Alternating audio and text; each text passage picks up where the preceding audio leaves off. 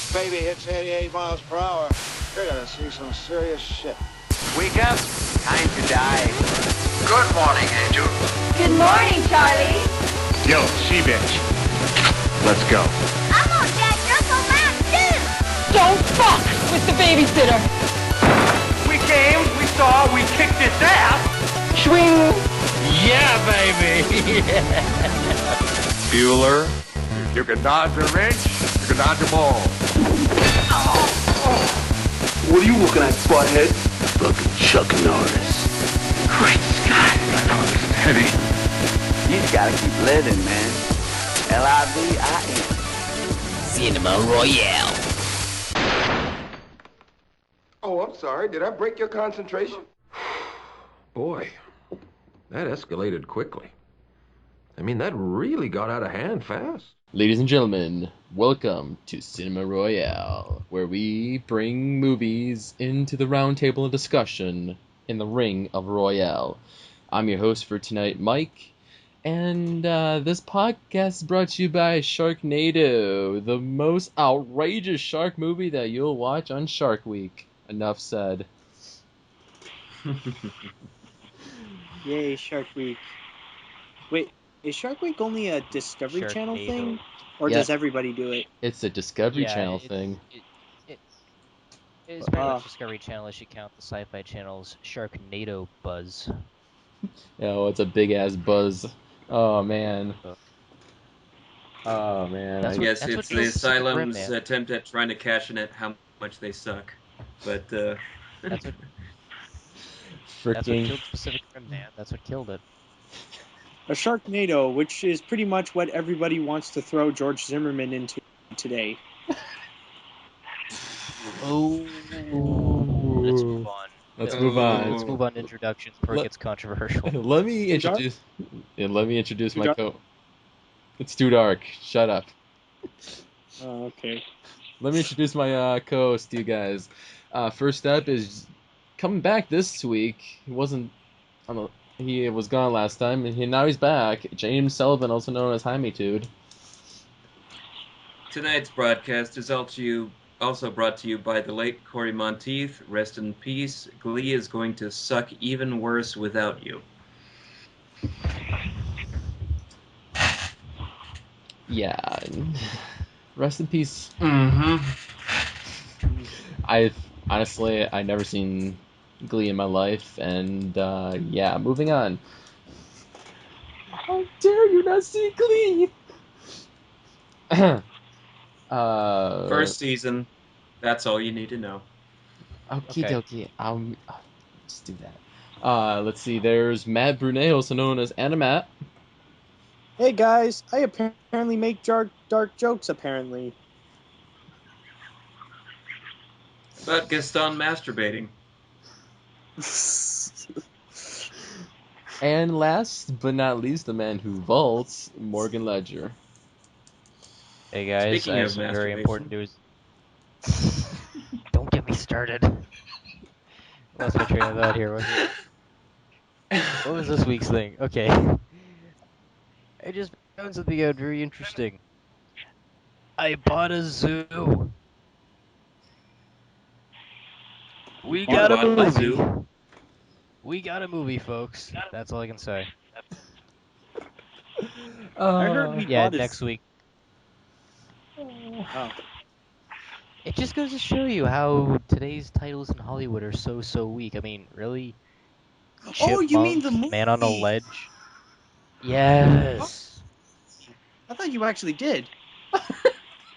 I wish. It'll be full of hookers and beer and slot machines. In fact, forget all of that. I have this podcast to take over. Dear God. Anyways, the main event topic is holiday-themed horror films. Mm-hmm. Hollywood, like I said in the previous episodes, are running out of ideas. So they come with clever ideas to adapt horror films based on the holidays or have them take place on holidays. How clever is that? Well, let me Yippee. ask them a question. If you're making a holiday themed horror film that has nothing to do with Halloween, what's the matter with you? Yeah. What the fuck is the matter with you? Um, Yeah. yeah. So let's start off this round table discussion with James. Okay. So we have here a list of various niches, or shall we say, uh, certain holidays. I'm going to start off with the 4th of July. And because I find this very interesting. Uh, the only one that I see here that can actually be considered a 4th of July horror film is I Know What You Did Last Summer. Why? For Because it's a horror film and it takes place on the 4th of July. Easy enough, actually for guys? me, It's easy enough. actually for me personally, I'd say it's Jaws. I mean, there's a killing that's set on the 4th of July and it's set at the beach. So when you put two and two together and the exploding shark at the end is kind of like the fireworks. So symbolism. Not like like at the end of the movie is like like when they swim away it's like, you know, I used to be afraid of the water. Yeah, I can't imagine why. Can't imagine why. Oh, the land and of the free. Here's something you guys are going to find hilarious. There's a family in my neighborhood that apparently they let their kids watch Jaws, and the youngest one is like 7 years old, but she loves Jaws. She loves that Really? movie. So, huh? I'll go on. So we're having a get together here earlier on today, and I have to tell her, no, I can't play with you right now. I have to do research. And she's like, what's research? I'm like, looking at information. Oh, what are you looking at information on? Holiday themed horror films. You like you you like to watch horror films? And I said, oh, come on, you like Jaws. And she was like, that's not a horror movie. Since when it's not? Oh, that's so cute. A Jaws is a 7-year-old Disney girl. movie. Emo spin-off. Says painless. Here's Brucey. Fish are friends, not food. Humans, on the other hand, that's another story. Ain't all the What if I, humans man? you want. Ain't nobody got time for that. So, I know what you did last summer. Mm-hmm. Uh, Well, it infamously takes place on the holidays, so that's why I think it qualifies. And it's not really such a bad slasher film.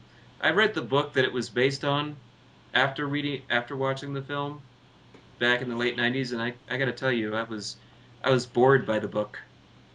really?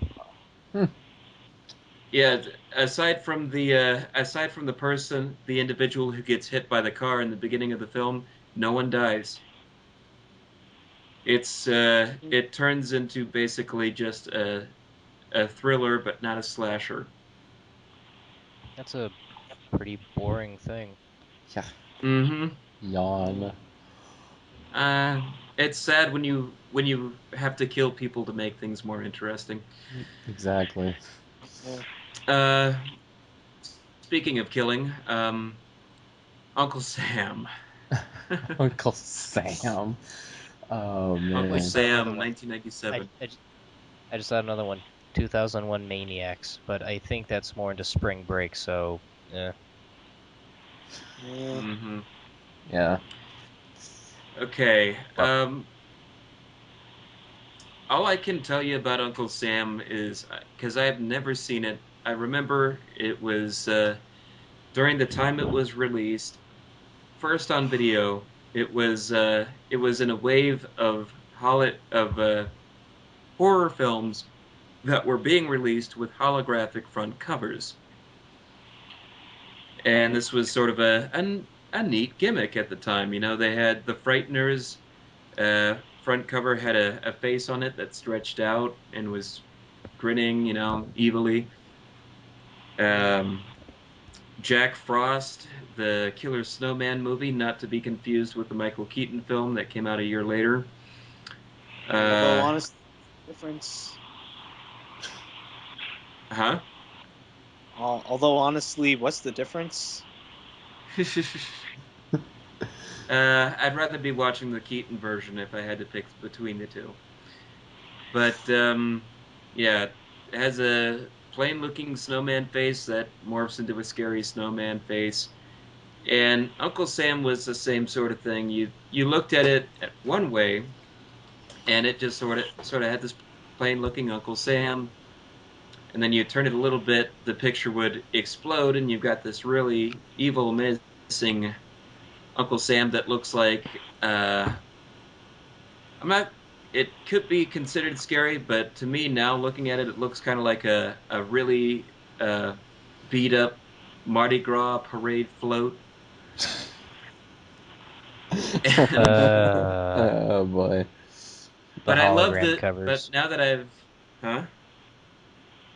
The hologram covers. That was a cheap thing of VHS tapes back then. Mm-hmm.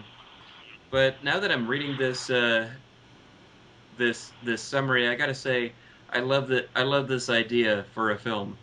It says here, he lost his life in a helicopter crash during the Gulf War, but soldier Sam Harper is anything but dead now. Rising from the grave, Sam focuses all of his anger and violence on his latest mission, taking out anyone who's crossed the U.S. government, draft dodgers, flag burners, corrupt corporals, tax cheats, and more. The action naturally takes place on the 4th of July in this combo anti-war satire slasher flick. I'm reading this and I'm like, yes, down with the draft dodgers. Ah, man. Set It's a fire to the zombie flag burners. for America. America. America, damn it. America. America, damn it. America. America, fuck yeah. And the home of the brave. Like instead of like he doesn't walk around going brains. He just walks around going America. Fuck yeah.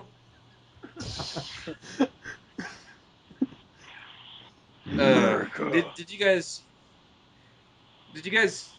see that Denny's 4th of July advertisement that was being played?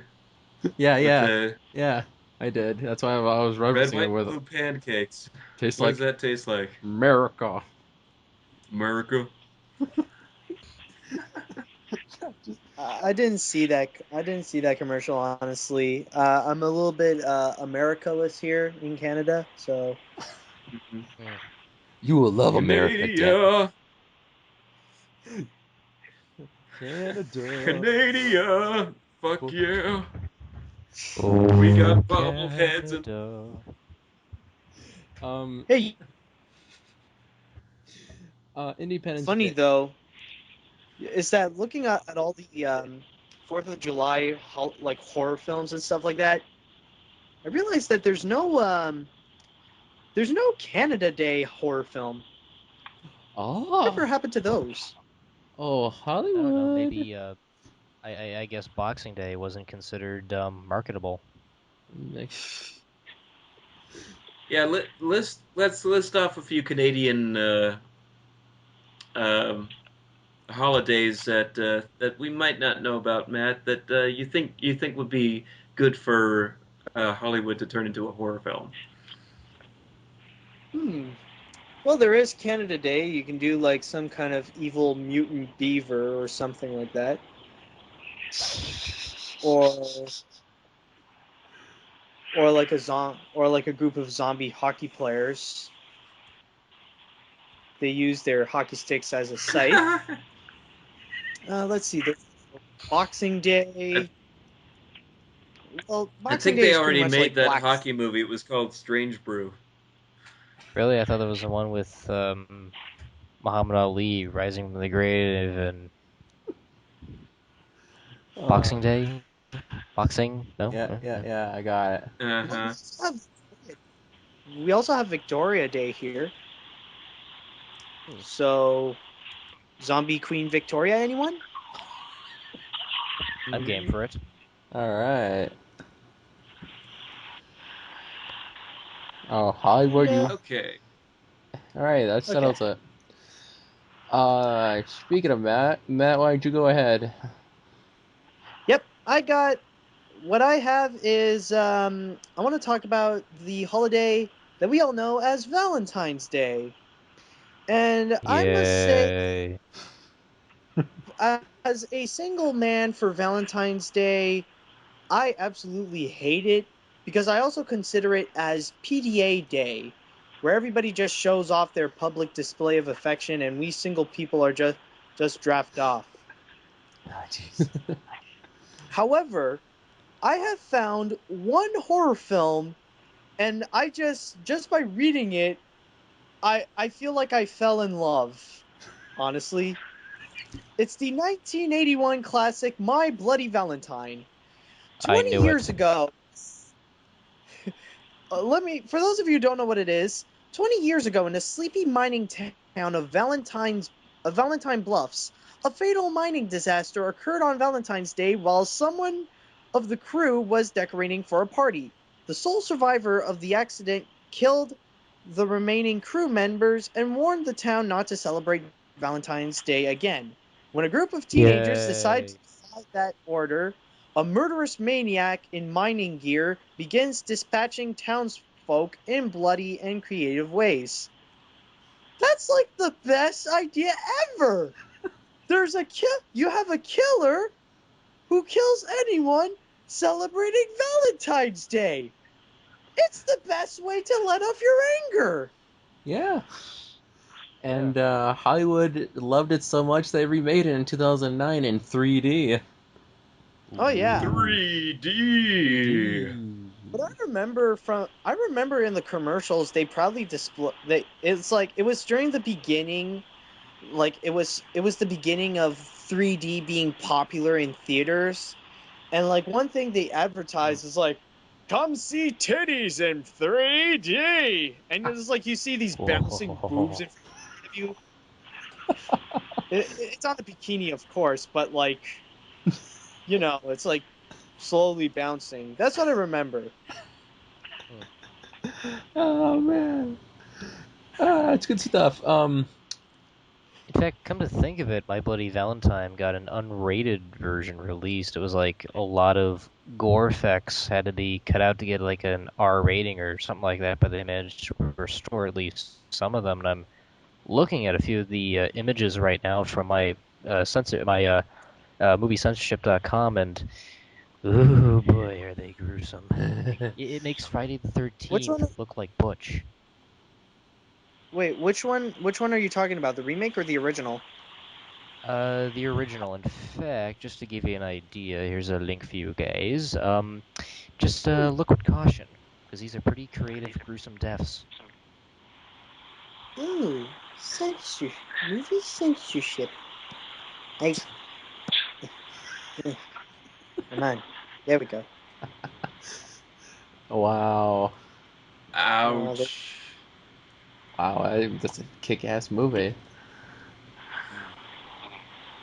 You said this was the remake? Yep. Okay. No, this is the original. The original. The 1981 version. 1999. Whoa, dude! Whoa, dude, his face.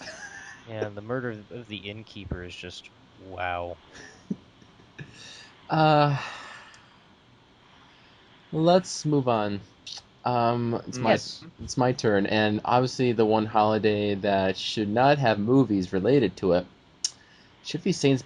Patrick's Day with the Leprechaun franchise.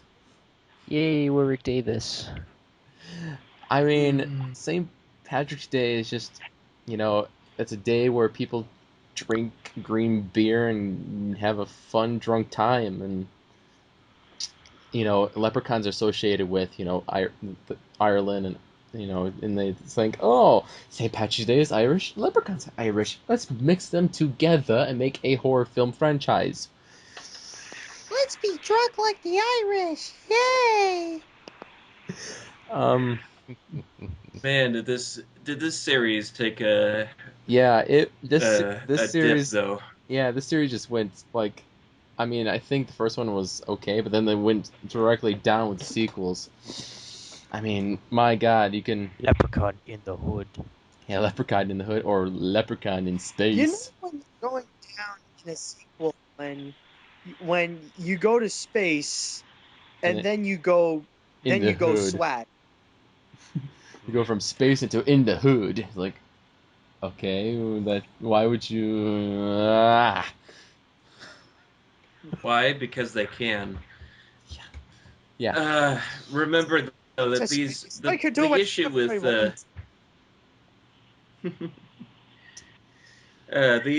issue with the Leprechaun films is that right off the bat with every sequel it seems forced because each film deals with the same leprechaun and yet none of them none of them are connected with one another. So there's no story continuity in between each one. The events of the previous film are shuffled out the door. You don't even figure out how he gets out into space, how he's out in a different planet. You're just expected to buy it, and you know what? I don't. Yeah. Nah, I think Leprechaun is more one of those films where they don't really care much about actually making a movie in itself. Like they're just giving what the audience wants to see, and it's pretty much Leprechaun trying to be funny and killing everyone in sight while doing it. Yeah, exactly. Man. And you hear like, "Where's me potty good?" And of course, the one line in Leprechaun that is obviously the best of all is "Fuck you, Lucky Charms."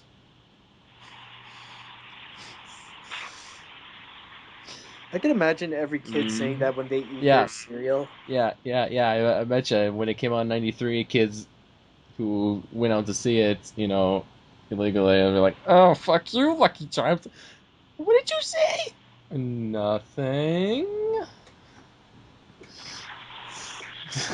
But yeah, I mean, I've seen the first one. I have not seen the sequels, honestly. I mean, I'm reading the synopsis of every single sequel, and they just blow my mind. I mean, the sequel... I've seen them. The sequel seems like it's a connection to the first one in a way, because I'm reading the synopsis. But after 2, it just goes down, down, down, down hill. It's like... But actually, here's Is the third? They're rebooting the Leprechaun franchise again. Without Warwick.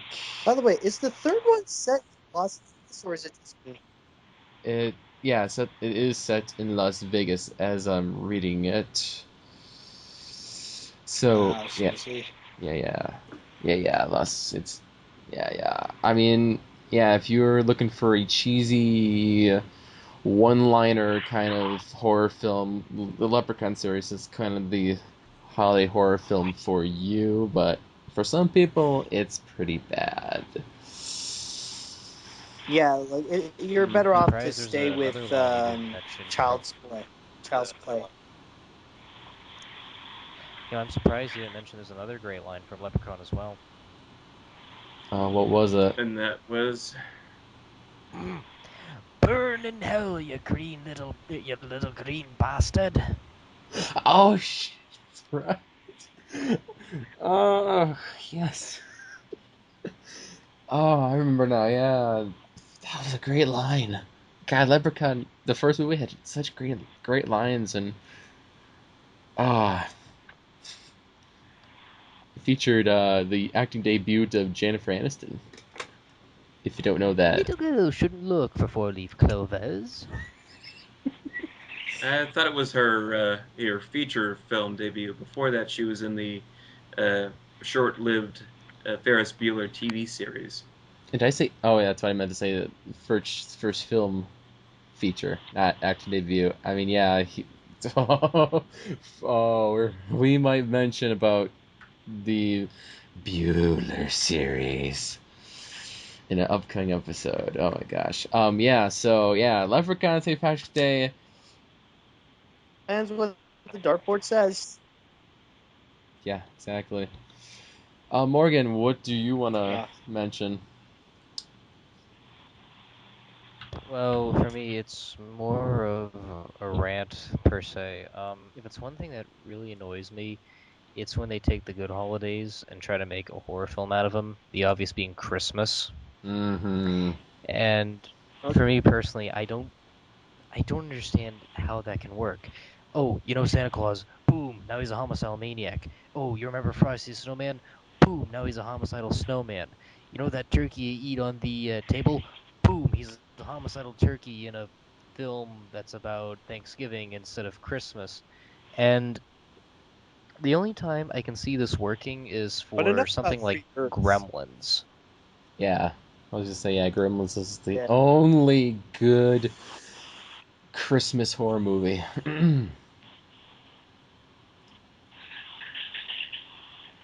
Gremlins is like literally it's the only good Christmas horror film I can think of where it actually works because you don't have Gremlins, taking the piss out of the holiday. They're just doing their thing, and the holiday is just there.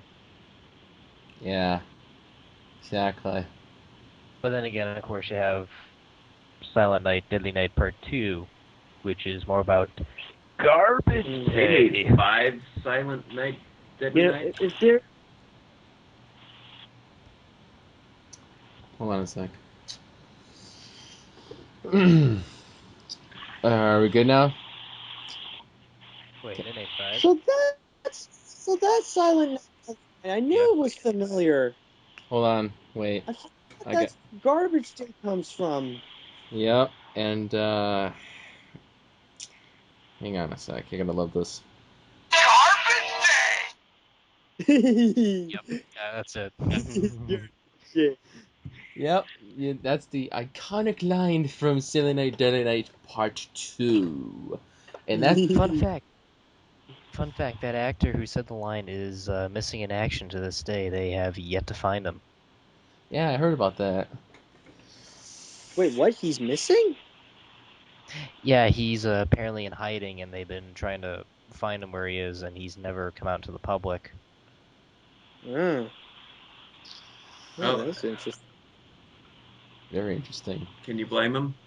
Exactly. So the guy that coined the line is literally hiding somewhere in a bunker. In fact, in the director's commentary, he said that they try to find the guy. His name's Eric Freeman, by the way.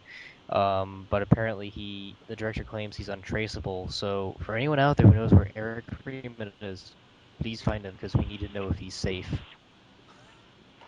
Yes, let us know exclusively. We must know if he still celebrates Garbage Day. Probably there's like a shrine of garbage cans and Oscar the Grouch is like on top of them. Yeah, help us find them, But and maybe we'll do an interview with them. But if there's one thing we need to say about Garbage Day, it's because of him that Garbage Day is a very dangerous day. I knew that's gonna come up. Garbage Day is a very dangerous day. I was thinking about that all day. I was like, that's gonna come up, especially with Rocco. Laundry Day is a very dangerous day. By the way, if I could go back to the topic, sorry to interrupt, but there's another Christmas horror movie that I want to mention that I always remember when I always went to Blockbuster. I always remember seeing this one DVD, and it looks so weird to me, and it's called Santa's Sleigh. And yes. from what I remember, and in the context, it says "Jolly Old Saint Nick," played by is Bill Goldberg a wrestler? Is Yep. he? Yeah, he was a he's a former. wrestler. By wrestler Bill Goldberg isn't making a gift list this year. He's making a hit list, checking it twice and unleashing his inner demon for an unforgettably terrifying Christmas. A bet that Santa lost to an angel 1,000 years ago has expired, and now he's hell-bent on spreading some holiday fear. Sorry, I'm burping as I'm reading this. As the big day approaches, only young Nicholas Yulson, really, and his grandfather can stop him. But the one thing I always remember is that I always see it's Bill Goldberg dressed up as Santa, and he's like charging at someone with an icicle, trying to stab someone with it. And I was like, what the hell is this? It's like, what the fuck is this shit? Just see the Phalos review; it speaks for itself. Yes. Ooh, Phalos wrote Oh, review? Of course, God, Bayless Check has it a out. review. Of course, what hasn't he The had? the only scene I thought that was funny was the bit. The only scene I thought that was actually funny was the scene where the kids are opening. There's a family and there's kids that are opening their presents and the present explodes and like their heads blow up or something like that. Really? Wow. It was so cheesy. Kaboom. I'm like, wow. This film's so bad it's actually what would be sacrificing funny for kids. that scene? Hmm. I'm sorry.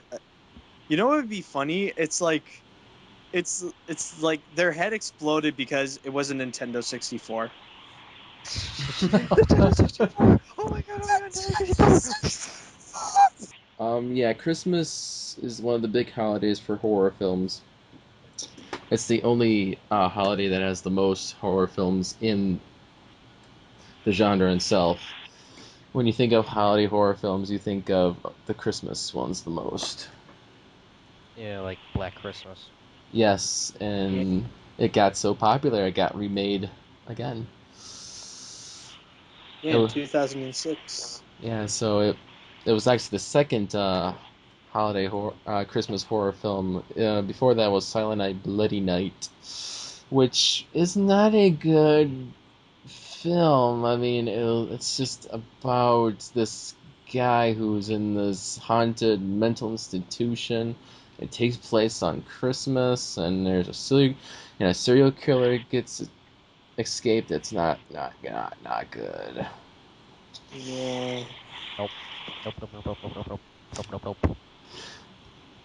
Here's Nope. Morgan's favorite Christmas-based horror film, Nutcracker: An American Nightmare.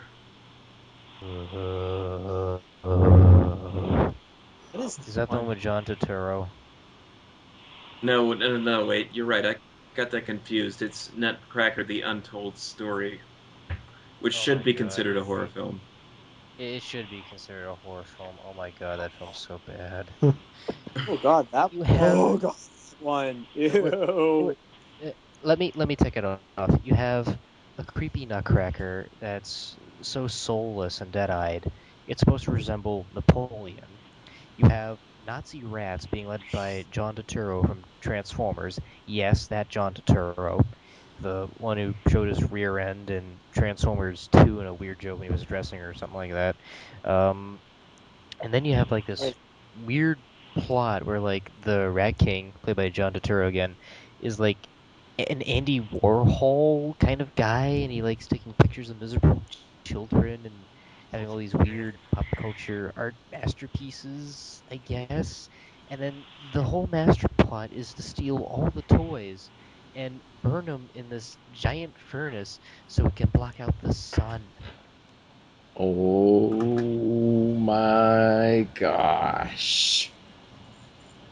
This is How does that the work? worst movie This is the worst movie I've ever seen, bar none.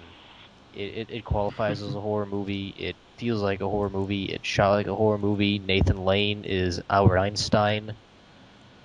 What? He actually sings a song about everything being relative. I mean, Tim Rice is doing the lyrics here. The Tim Rice of The Lion King. Dear God in heaven. Tim, what are you doing in there? Um, Come on, kid, I need to show you the theory of relativity. You know that funny little man with the mustache? Now it's going to be my turn to you. E equals I MC squared, black is night, day is night. I think Roger Ebert said it best when he claimed it was one of those, and I quote, one of those rare holiday movies that may send children screaming under their seats. It gets better. It has, on Rotten Tomatoes, take a wild guess how much it has on Rotten Tomatoes. 1! 0. Worse. 0. 0. Wow. Big, fat 0. 0%. It's So misguided, no one likes misconceived, and misbegotten on every level. Well, I beg to differ because Morgan and I sat down and watched this film, and I must be the only person who's seen it who's actually said I shouldn't like this movie, and yet I do because everything it just does so bad, and it puts all this effort into the movie. It's all the wrong kind of effort. Where did we go right? Yes. Where did we go right? You've got Moaning Myrtle from Harry Potter voicing the Nutcracker here. Legit. Wow. Yes. And Wow. Ellie Fanning is in this film. Holy crap.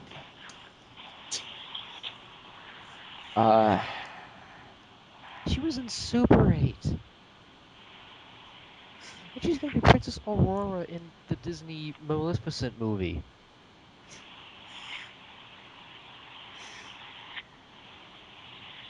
Yeah. And now she's this. Oh yeah, Don't she's put gonna be your in the hopes Box up on the Trolls too. Maleficent movie, I mean. Oh, she's gonna be in Box Trolls? Yeah, along with Ben Kingsley. Mm. Okay. Who's this Ellie again? That's Dakota gonna be Fanning's younger sister. Yes. younger and much more expressive sister.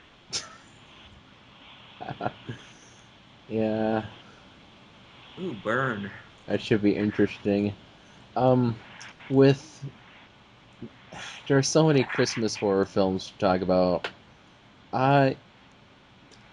What we're talking about is we're looking at a list of these holiday horror themed films via a movie guide via Berry.com.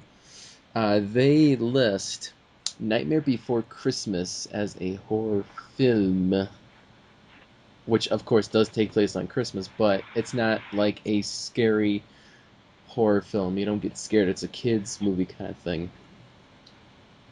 Yeah, honestly, it's a little too whimsical to be. It's way too whimsical to be considered like a horror film. Like, I always see it as, like, I won't, like, I'm not denying it's a great film. It's a Mm-hmm. great piece of It is. animation, but it's It just is. like, it's not really a horror film. No. Everything, like, they portrayed Halloween in a more whimsical way. Mm-hmm. You know, you can't really be considered scary when like you're seeing like boys and girls of every age. Would you like to see something strange? Yeah, I just. Come with us and you will see. In our It's our town of town Halloween.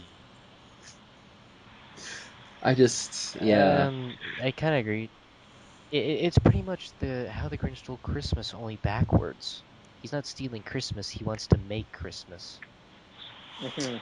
That's a good analogy. That's how Tim Burton puts it, actually. Oh, touche, touche. I didn't know that. But yeah, I just didn't understand why Barry.com listed that film under the Christmas horror films. I thought that was really stupid of them to do that. I was thinking maybe they were just too scared of Oogie Boogie. Oh, It's yeah. like, oh, dude, Oogie Boogie is made out of bugs, and when you take off his skin, it's like he's all bugs, and it's like he's deteriorating and stuff like that. Oh, that scared me as a kid. Let's put it as a horror film. It could have been worse. Everybody got Originally bugs it was and gonna be. shit. It could have been worse. Originally, it was Dr. Finkelstein. Wait, what? There's like an alternative DVD where it turns out Oogie Boogie is really the professor, Dr. Finkelstein. He's all like, I was doing this just to teach Sally a lesson. Of excuse me, there's a much better woman I am making with one half of my brain. I'm gonna go through this trapdoor. Thank you, Igor. And then it ends with Jack saying, I don't believe this. It's on the Wow. Neither DVD. do I'm I. not even kidding. Wow. That would have made Wow. more sense because, like, does Oogie Boogie have a motive for being evil? No, he's just evil. So he's just a Batman villain, essentially. Yeah. Yeah. Though I think if one can count a motive, he just wanted Santa Claus of his own will. I guess. So yeah, all these Christmas horror films feature killer Santas, of course, and let's see, there's elves, killer elves.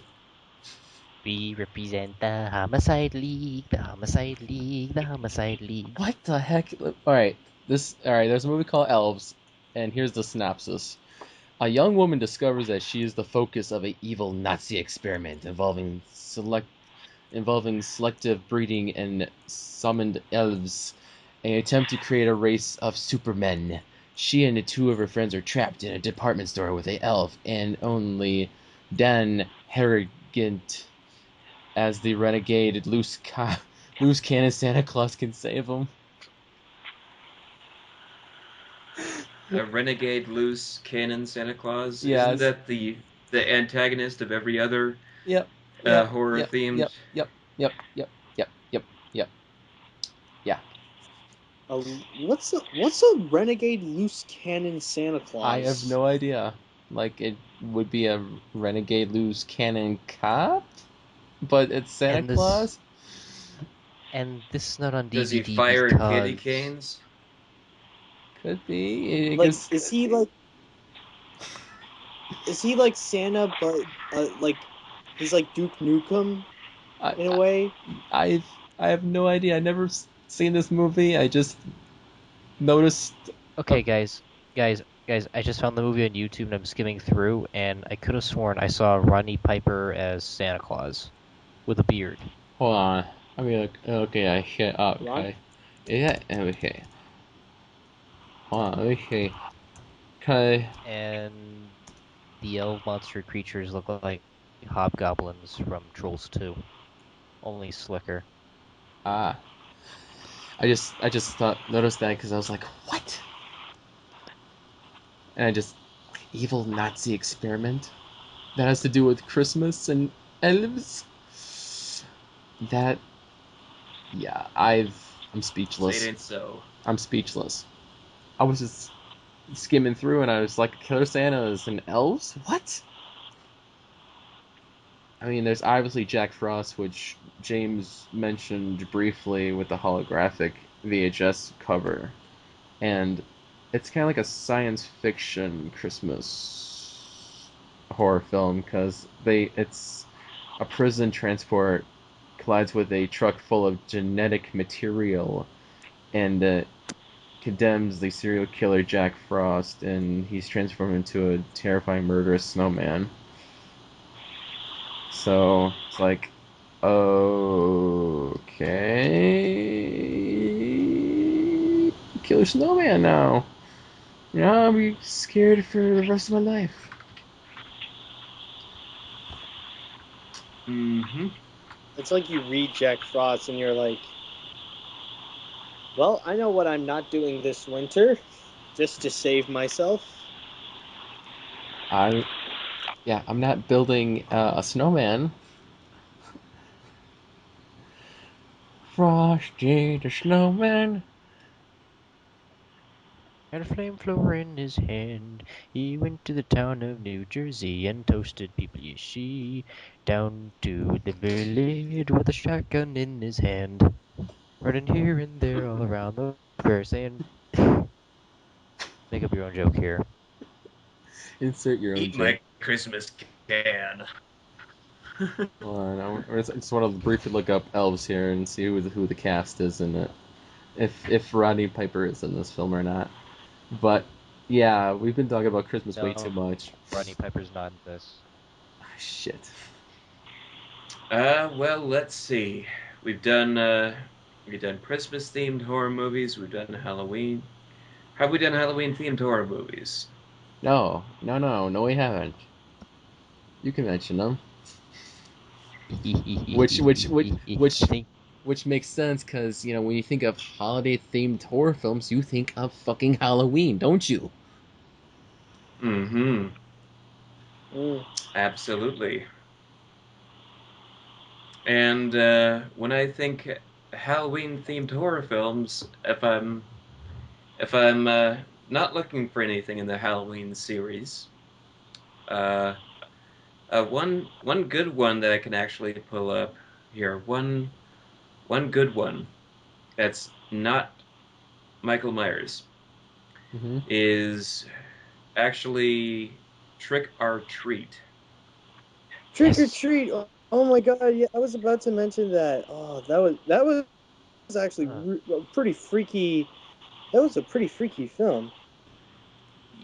Yes, and what I enjoy about it was it is a film that uniquely captures the the uh, the Halloweeny feel of the holiday, the whimsy, even that the type of feel that you get in previous in a it's the type of whimsy that you get in a family-based Halloween movie like Nightmare Before Christmas. Only this is obviously aimed at much older audiences. This we've got a a group of stories that are being told, all of which happen on the same in the same neighborhood on the same Halloween night, all of which seem to be interspersed with each other very well, I might add. And there, I didn't find anything frightening. Just, uh, just fun. You mean you weren't disturbed by the story about the what's the word I'm looking for? The special kids in the bus. You think I would because I work with special kids, but no, they get their revenge. So Oh yeah, yeah. It was like a school bus full of children or something like that. That was one of the stories, right? mm-hmm. Yeah, that sounded familiar. There's only one that, for me, it sticks out because the ending, kind of freaked me out a bit. It was like it's pretty much this girl, and she's throughout the whole film, she's trying to prepare for this um Halloween party, and it's like she doesn't feel comfortable and all that stuff, and she has to find a guy, and we're all assuming, oh, she's just gonna go up for a party, and she's just looking for someone to bang. No, but it turns out all the freaking girls in there are freaking werewolves, and she has to find a guy to sacrifice. It was like, what the fridge is going on? Oh man. Yeah. One of the, Halloween, you think of the Halloween franchise. The only other one that I would like to mention that takes place on Halloween per se would have to be Ginger Snaps. Do tell. G Forgot about that. the And Matt, you're gonna love this because this is a Canadian werewolf horror film. What? Oh, Canada, oh, Canada. It was. They make the best horror movies. Yep, We have. the Canadians have good horror films. The Ginger Snaps is pretty much about these two teenager sisters who are fascinated with death, and it's a whole teenager kind of angst thing where the teenager gets bit by a werewolf during her period, and it takes place on Halloween, and it's just a Canadian werewolf horror film. She got period. Yeah, it's one of the notable things they mention is On the night. Oh, it's on the night of Ginger's first period. yep, She's she bitten by a a werewolf. werewolf and quickly develops several new traits, including aggressiveness, sexual appetite, And the tail.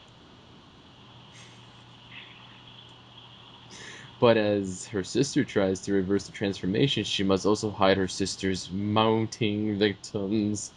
And actually, it's a first entry in a trilogy. There's a sequel called Ginger Snaps Unleashed, and there's a prequel called Ginger Snaps Back. And there was also a TV series. I mean, this thing was a franchise. So if you're Canadian and you love werewolves, you might like Ginger Snaps. It takes place on Halloween. I want to see it. I don't know if I want to see that. Like, oh my god, I got bitten by a werewolf. I got a sexual appetite. Oh my god, I got a craving for dick. Like, I don't want sex. I literally want to like rip it off, and I just want to eat it. But yeah. Oh boy, we've created a perverted Matt. I hope you don't mind if you're into furries because I'm slowly turning into one. So, yeah, in the meantime, I'll be back later to cut you up in the pits. Alright. I'm a furry. I would say there's nothing else to say about Halloween because, it's a given to have a holiday themed horror film placed on Halloween because, Halloween is the scary, spooky, booky, Halloween-y holiday. I don't know what I just said there, but it makes sense to me. That sounded like Bill Cosby's description of Halloween. Well, you see, there's a time where kids. Halloween with the spooky spooks and the hoopity bookity and the spooky. And then like kids dressed up as like little people coming and knocking around the door and like trick or treating, and all of a sudden and the parents are inside with the candy eating it, like going, go away, I don't have any more candy, but there's some sweet jello chocolate pudding pops underneath the rug if you help yourself to the flippin' flube and hunger that goes in your stomach. Alright, so let's move it on to Matt, and he wants to mention a film that takes place on Easter. Yes, okay.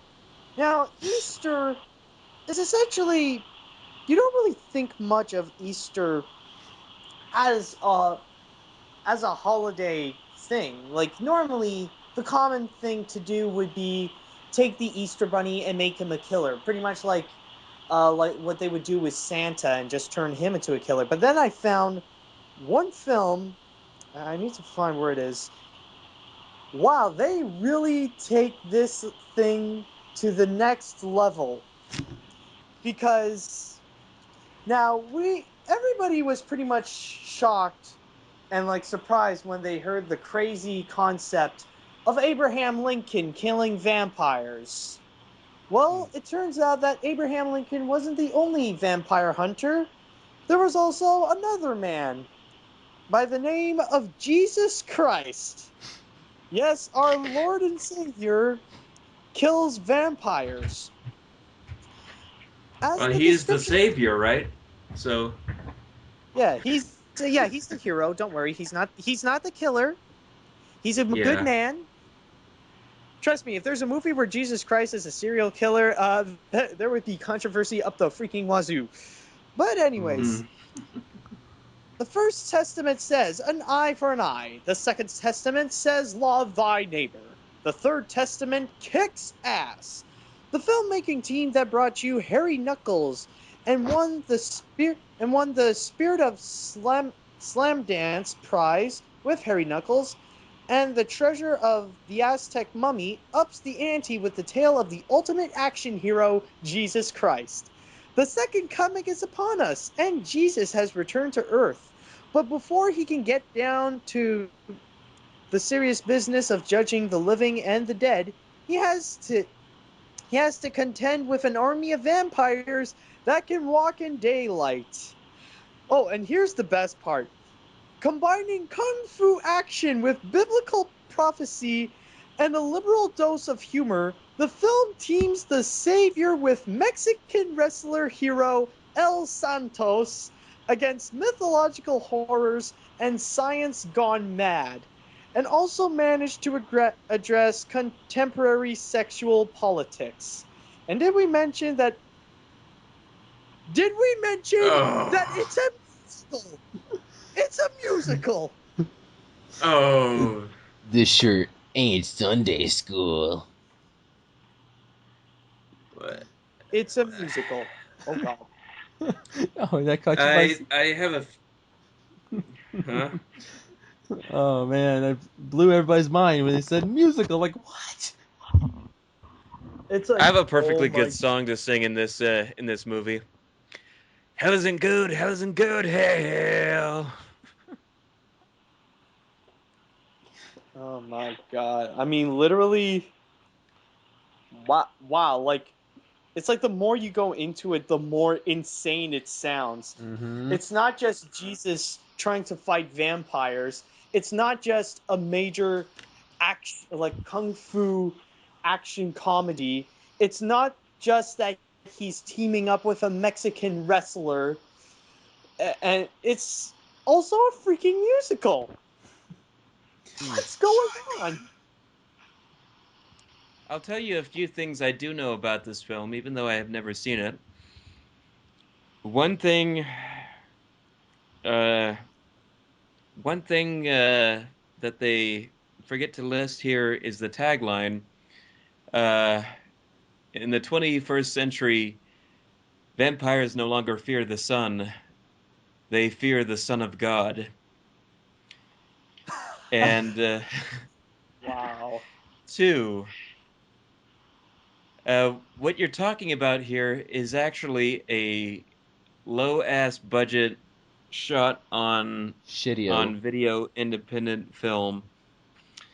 Uh, from from what I know, there are only two actors in the entire film that, after the film was wrapped, were actively seeking careers as actors.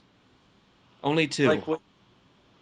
Like they would still dare to actually show their face in public after Jesus Christ Vampire Hunter. Uh, this probably started off as a dumb idea that someone thought, hey, let's just get together with our friends and make a movie. But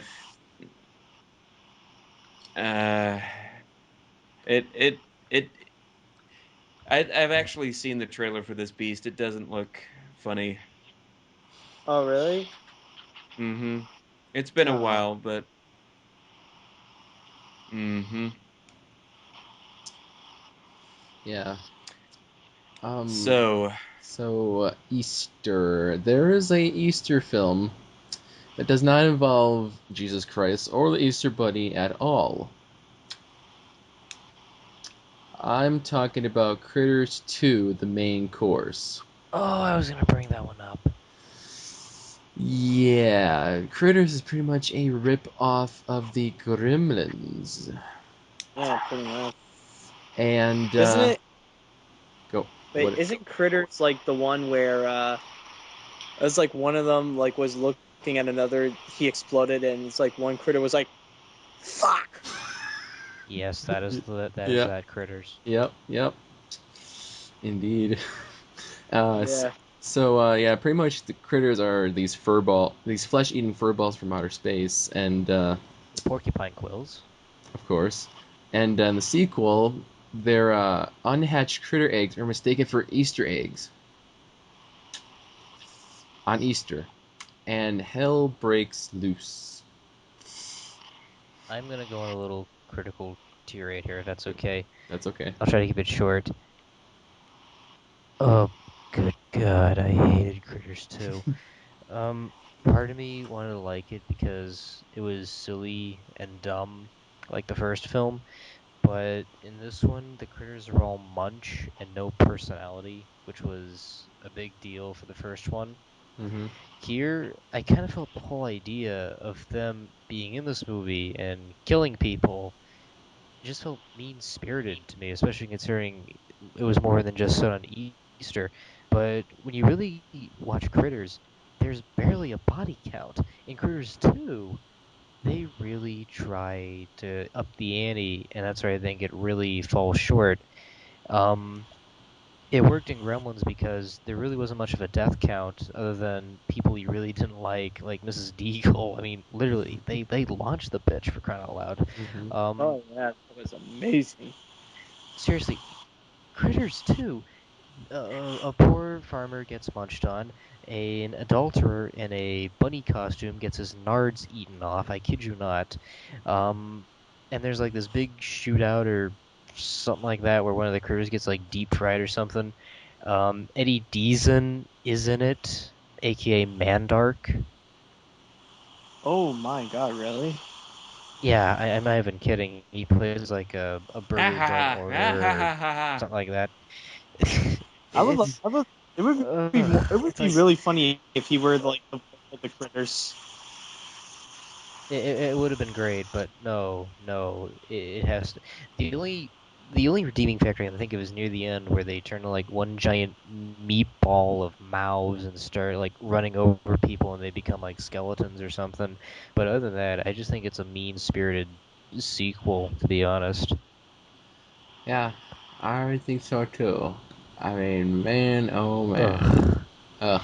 I mean, at least there's a scene where a girl has like one of the eggs or something like that, and like one of the little little mini critter babies hatches out and tries to nip her fingers off or something, and then I think like she somehow accidentally crushes, and the father comes in, and he's like, "Oh, don't worry, we'll get another one." I'm like going, "What?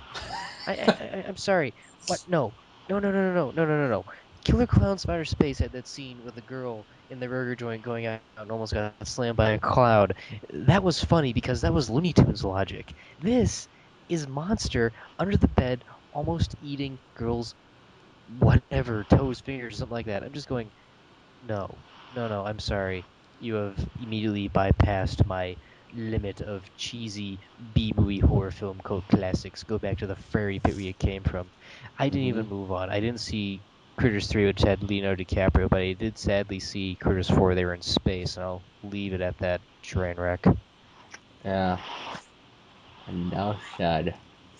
This is why you never Critters take 3 had Easter. Leo DiCaprio. Yes.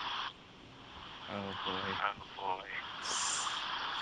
The point being, Easter does not make a good idea for a horror movie unless it's Yes, Hop. exactly. The last thing I want to bring up here is apparently neither does Earth Day, but these the films that they have listed here for some reason qualify as horror films. They have huh? Like the Earth Day special. No, not at all. The Earth Day Oh, special. yeah, they're not even about Earth days. Those are just Yeah, they listed natural yeah. natural disaster movies. I wanted to mention that because Barry.com listed Earth Day horror films as the natural disaster films, which I don't get why. That's a totally different topic when it comes to movies. I mean, disaster movies are disaster movies. They don't take place on Earth Day. Sure, they might have a message about, Earth and Something like that. It's like Or it's there for scares, mainly. they It because deals with the Earth is the supernatural. monster. It's like, oh, something's happening to Earth. Oh, it's a horror film. Oh my god. Armageddon is a horror film. Deep Impact, The Cord, The Day After Tomorrow, Knowing, 2012, Independence Day, Dante's Peak, Volcano, War of the Worlds, 2005. No. No. Yeah. No. We will definitely talk about disaster films in a future episode. You also forgot Armageddon. I think he I mentioned Armageddon. that's the first one he mentioned. I wonder how I missed that. I have no idea. I would like to mention one last holiday to wrap this thing up, and it's Thanksgiving. Out of all the holidays, why would you make a horror film based around the holiday of Thanksgiving? Thanksgiving is pretty much a freaking meal with your family. And there's one film called Thanksgiving,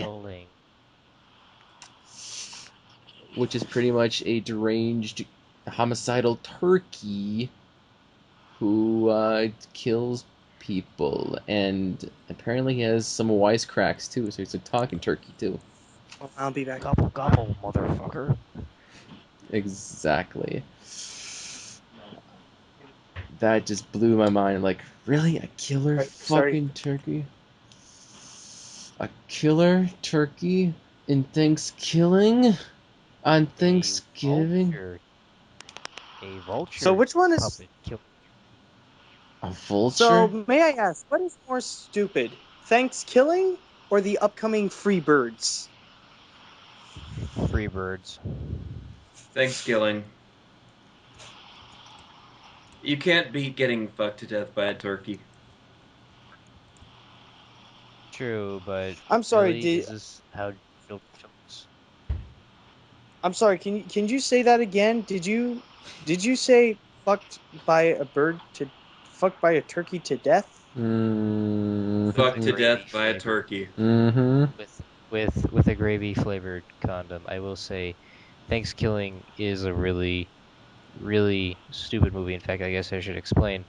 Freebirds, I think it's like the death of kids' films. We're going into stoner territory with turkeys going back in time to try and stop Thanksgiving.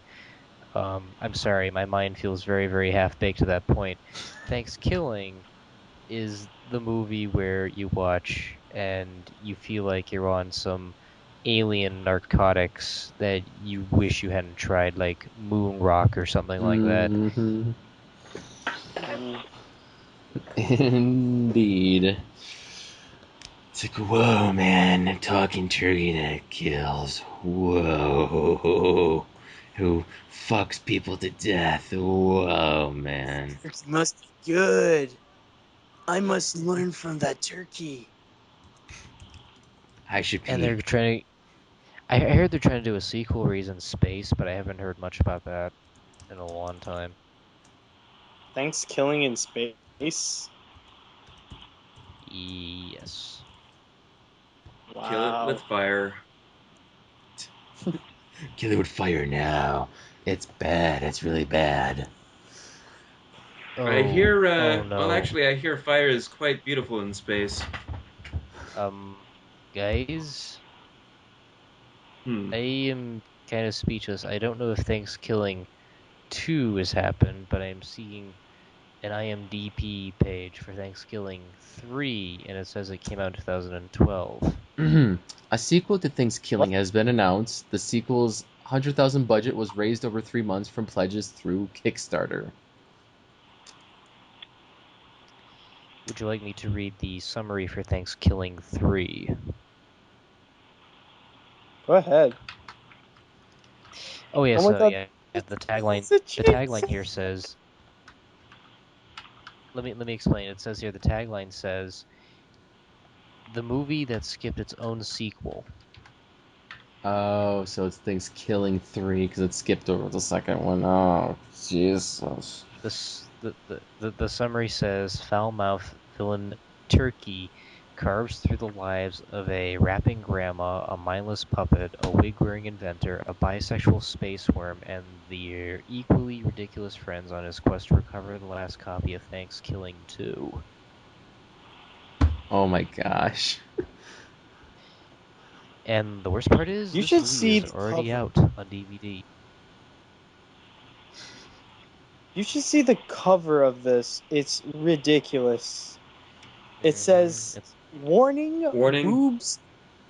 boobs in the first second. first few Gobble seconds. gobble starring Turkey, and the movie that skipped his own sequel, a raunchy puppet comedy horror flick."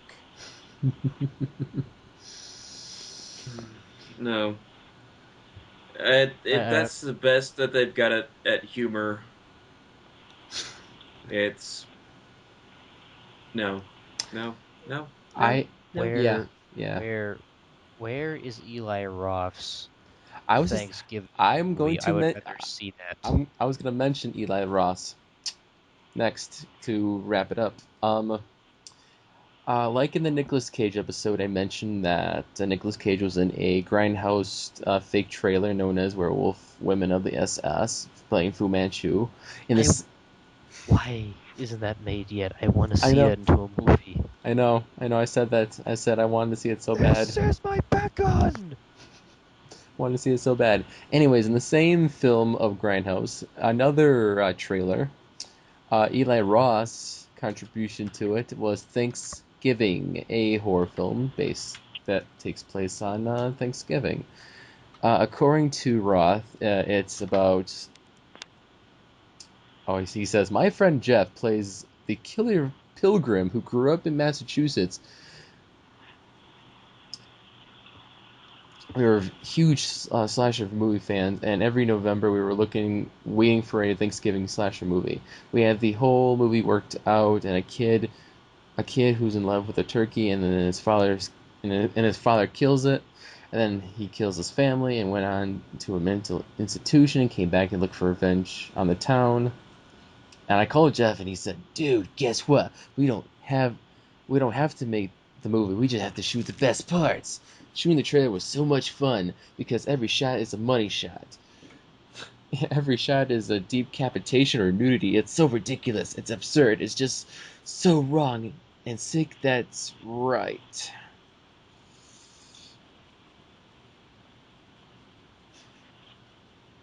So, sum it up. A kid who's in love with a turkey kills, and his father kills it. So is he making it?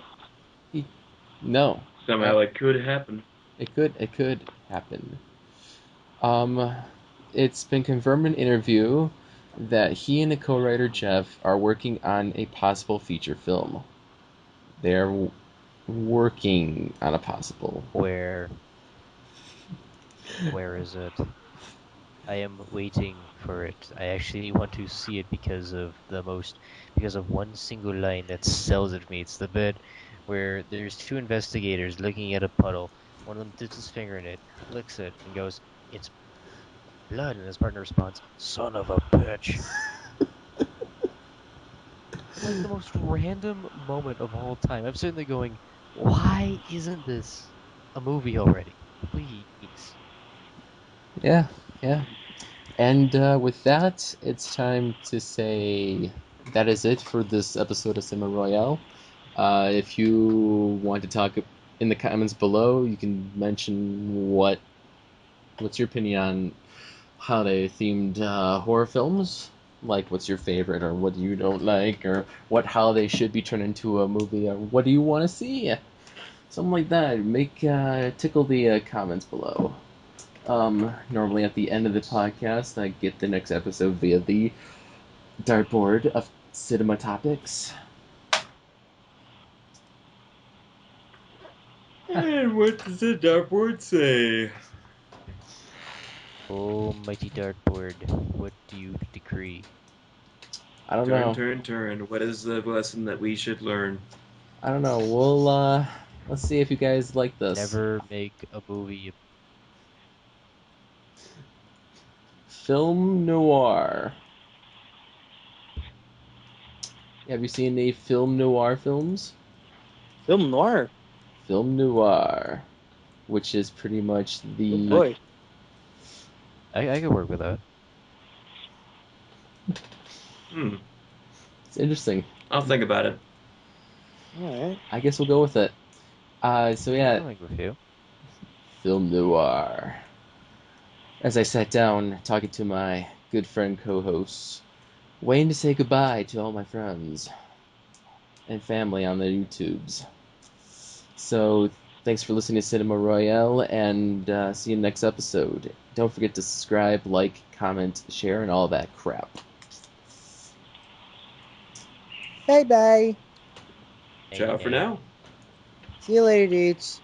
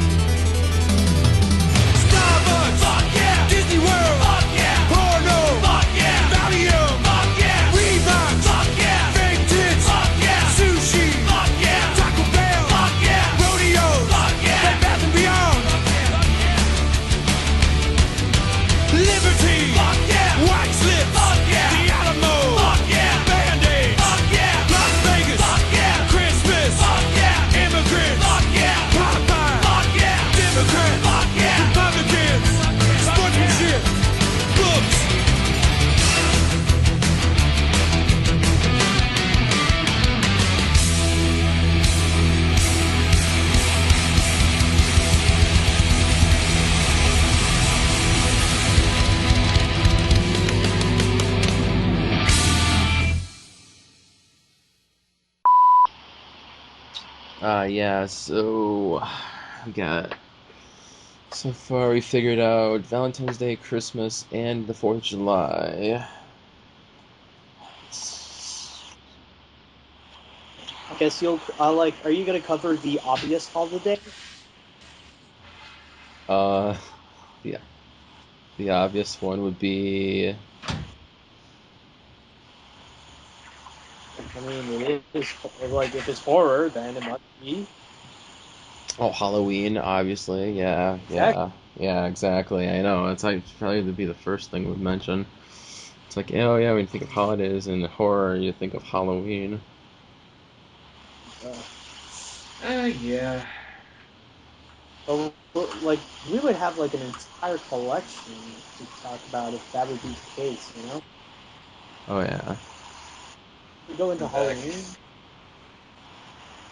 Just to be sure, Although you did make sure you did contact Morgan and make sure that he was down for tonight, right? Yeah, I texted him. He said Did he text back? Yes, he texted back. He said he was working late at 11. I said, yeah, that's okay. That's fine. We can start whenever you come home and whenever you are ready. And he said, okay. I made sure. Okay. Just double checking. That's good. That's good. Yeah. What? After looking at the different items on the list tonight, what kind of bullshit do you have lined up for us here? I know. Just like the asylum. Holiday-themed horror films. Mm-hmm. I can't imagine, aside from Halloween, the biggest waste of time. But I will try to get through this evening. Just like, oh, that's bullshit. Let's move on. Oh, yeah. Mm-hmm. By the way, whoever's doing Easter, like, there's one that I would really want to talk about, actually. Like, there's one that I read, I was like, dude, that sounds amazing. Yeah, yeah. I know. It's just like I'm reading this, I'm like, what? What? They made this out of a movie? Okay, if you're on the Easter section, you might know which one I'm talking about. Jesus Christ Vampire Hunter. Exactly, that one. Yeah, well, it has to do with it has to do with Easter because it's Easter. about Jesus Christ, and Easter is the holiday in which yada yada, He bunnies and comes back whatnot. Yeah. And what he does, he comes back from the dead to kill vampires, and he has help from El Santo. In other words, he's the exact opposite of Jesus. And he's fighting Who did not alongside kill. him. Oh, man. This was before Jesus uncrossed, mind you. I got nothing except the only thing I remember reading about that was that only 2 of the actors involved with that film were actively pursuing film careers afterwards. I wonder why. Yeah, I wonder. Yeah. They're after me, Lucky Charms. Yeah, that's going to be way too easy with It's St. Patrick's Day, yeah, I know.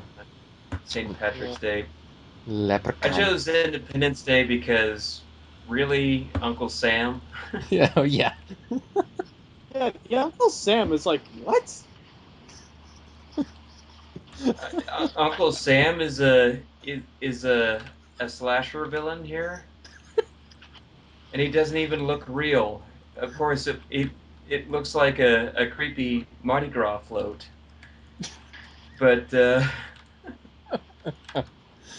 It's like something out of Universal House of Horrors. actually, I think it's great because he totally should go after all the draft dodgers, you know? That'll show him. No, the best one, the best one that I've read that I really wanted to do was in Valentine's Day because of My Bloody Valentine. I read, like, did you guys read the premise for it, or do you guys know it? Yeah, I think I'm familiar with I it. only know that it was in 3D. Oh yeah, they remade it. It was... No, that's the remake. In the original, apparently, or should I save it for the podcast? I don't care if you mention it to us briefly. I don't... Okay, it's pretty much okay. In short, it's pretty much an axe murderer that kills anyone who celebrates Valentine's Day. Stupid. But go Not on. an it's a killer miner. Oh, those miners.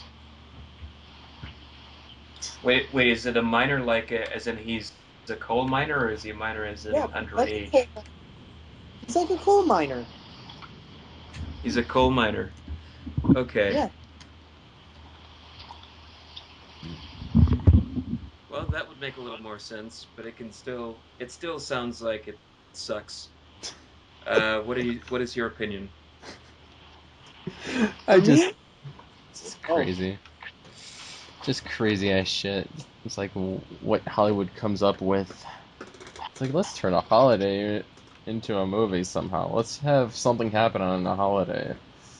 Oh, Hollywood, you and your crazy Sharknadoes.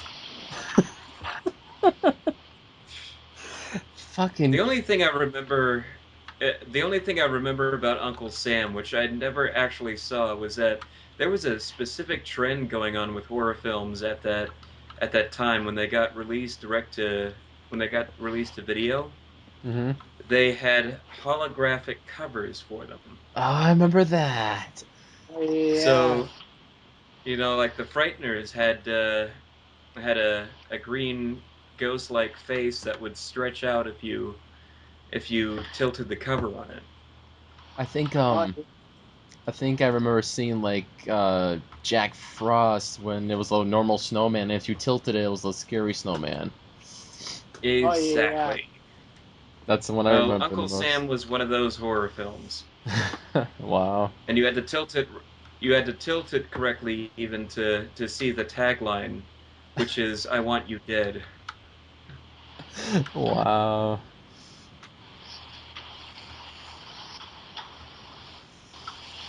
Uh huh.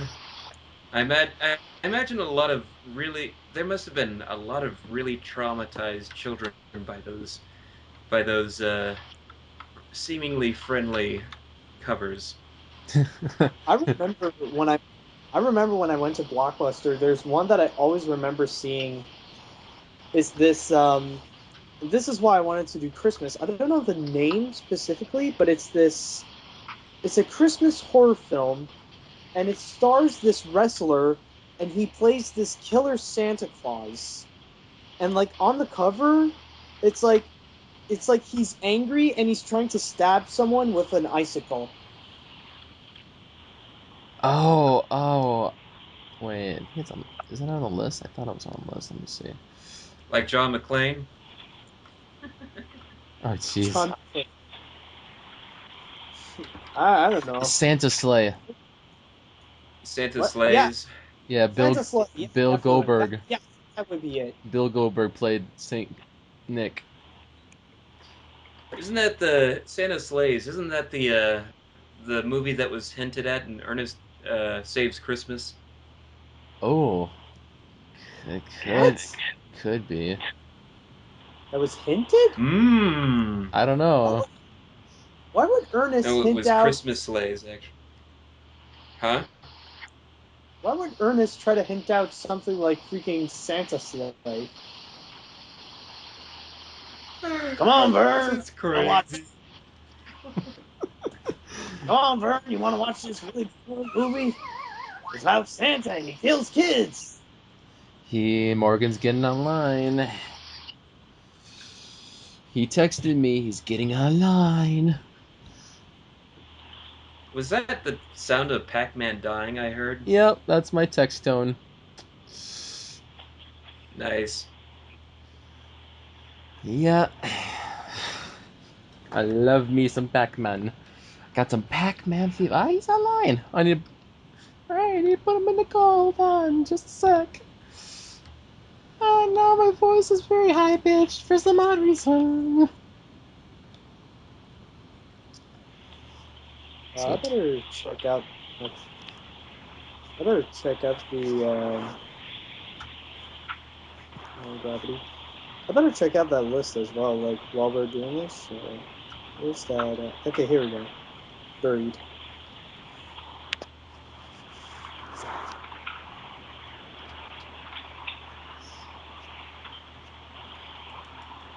Mother's Day. Oh yeah, Mother's Day. Right. Why is Cape Fear considered a holiday horror film? I don't Cape know. Fear.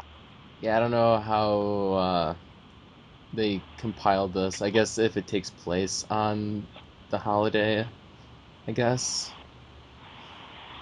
That's I guess It's been a while since I've seen it, but last I checked, it was about a killer who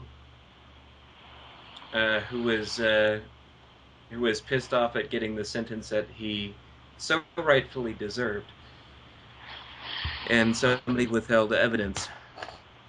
Oh, sure, and they claim that Child's Play is a Christmas-themed horror movie. Oh, yeah, I totally Hello, Morgan. Chris. Finally came out last. Child's Play. There's a lot of Silent Night, Deadly Night from what I saw. Yes. They even put it. They even put in Nightmare Before Christmas. Because it takes place on Christmas. That's what pretty much the category is. They just have movies that take place on the holiday itself. Sure, we can talk about like how Nightmare Before Christmas is not really a horror film per se, but Barry.com is like, it's a horror film. It's good enough. Not. Yeah. Oogie Boogie scared me as a kid, so it's a horror film. I don't know. I was fascinated by Oogie Boogie. Oogie Boogie. Oogie So Boogie. shall we get started? Yes, let me get myself started here. It's all... Yeah. Oh, well, we didn't start yet. Okay, there we go. No, we haven't started yet. Yeah, hold on. We haven't started yet. Jeez. Don't get your I'm nickel. ready. Okay. Okay. It's about to get hot in here. Yeah, that's hot and heavy. It's getting hot in here. Take off your clothes. I can't. I'm naked. Really? No. What? Want me to Were you turn looking on at my pictures of? camera? Show you. Were you looking at pictures of Daphne again? Maybe. Say hi to the blooper No. reel. We're All just right. looking at pictures of me now. Okay. I can only think of Gaston doing that. Ugh. No one masturbates to pictures of himself like Gaston. Gaston is the pits and the rest are all. Oh, wait, Gaston is the hit and the rest are all. Whatever. However that lyric goes. Gosh. Okay. And the That's innocence what it was. is gone. Gaston is the pits and the rest are all grips. And it's gonna be one big ass blooper reel. Okay. 5, 4, 3, 2, 1.